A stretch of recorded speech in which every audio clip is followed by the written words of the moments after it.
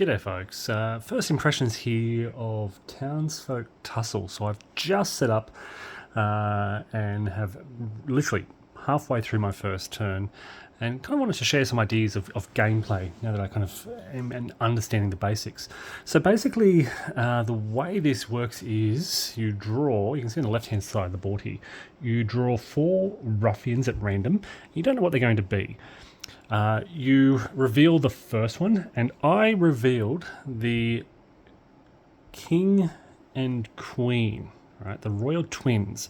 These guys here. Now, there is, of course, a miniature to go with them. Where are they?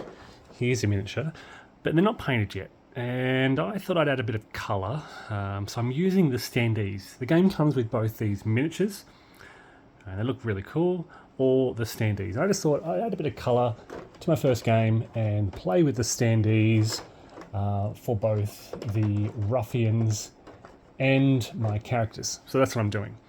Okay, so I drew this, and this determines, I'm playing a 2-player game, so it determines the movement of the ruffian, their health, 11, and this is tracked on this little sideboard. You flip it over, and it also shows you the starting setup. So you take the game board, and you place all the terrain as shown here. So what I have on the board here should, if I've done it correctly, match what's shown here. Then you flip it back over, and they also have a weakness as well, which isn't that weak.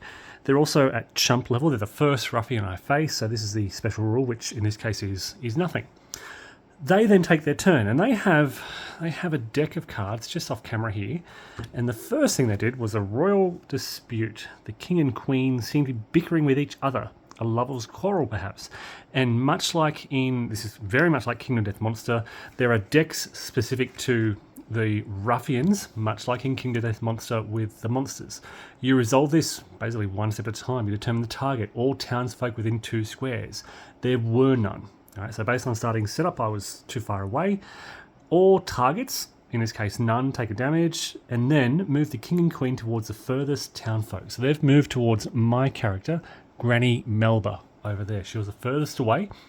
And then, after effect, your gear has come loose. Unequip 2 pieces of gear among all targets. Again, there were no targets, so nothing happens. That's the end of the ruffian's turn. I then take my turn. And I have a mix of movements, and my characters are all down here. This is Granny, I'm playing 2-handed, Granny Melba and Georgie Irongut over here.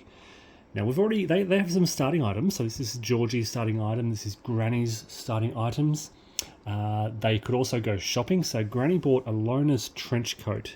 This gives her more moxie, which is basically more action points. But the penalty is she cannot heal during a fight for any reason.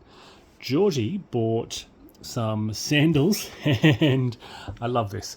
For those of you who have played Kingdom Death Monster, this may look familiar. It is kind of in the shape of the stone face, one of the starting items from Kingdom Death Monster. So I think this came out in the first sort of peddler's market, and I think it's an homage to Kingdom Death Monster, so I had to buy that for Georgie. So he bought some sandals, which increased his movement. And with that extra movement, he had just enough to rush up there where he is, way up in the top left corner, and he reached this tile here, which is a deserted picnic. For 1 mox, basically think of this as an action point, he can scavenge for goodies. He rolled a die, he rolled a 9. There's a die roll over here, actually. It's still standing there. And it says, something was left behind. Receive the first item, first card from the peddler deck worth 9 coins or less. You may equip it immediately. Remove the picnic from the board. So the picnic's being removed, and he drew the boot topper.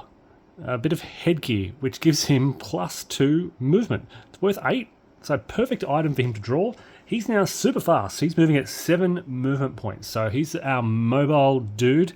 Granny has got her Rudy Tutor, which is a ranged weapon. She's also got Granny's cane. She can't heal, so I'm a bit worried about her health. But she already has decent movement as well. So she can, well, there's a trap. Okay, so notice in the center of the board there's a trap. Her plan is to rush away from the king and queen. 1, 2, 3. She's not going to be able to make it this turn. Oh yeah, no, she's not going to be able to make it this turn. But she's going to try and set that trap.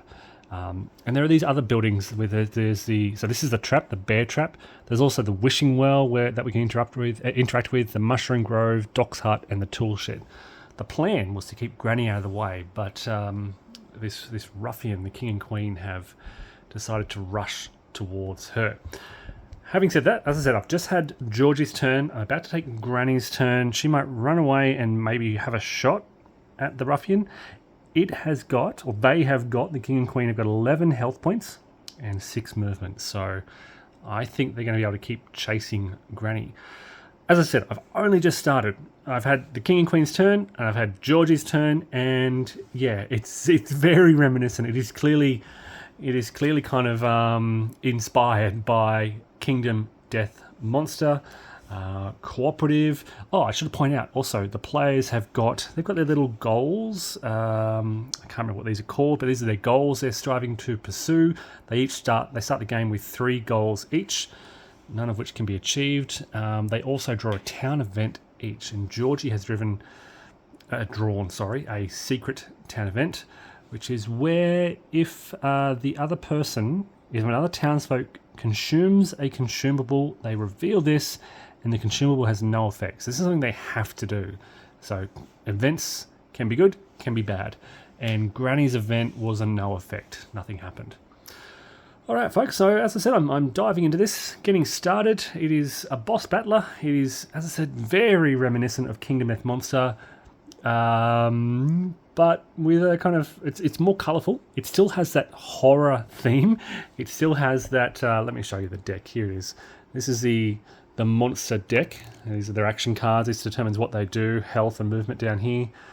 It just has a different aesthetic compared to Kingdom Death Monster.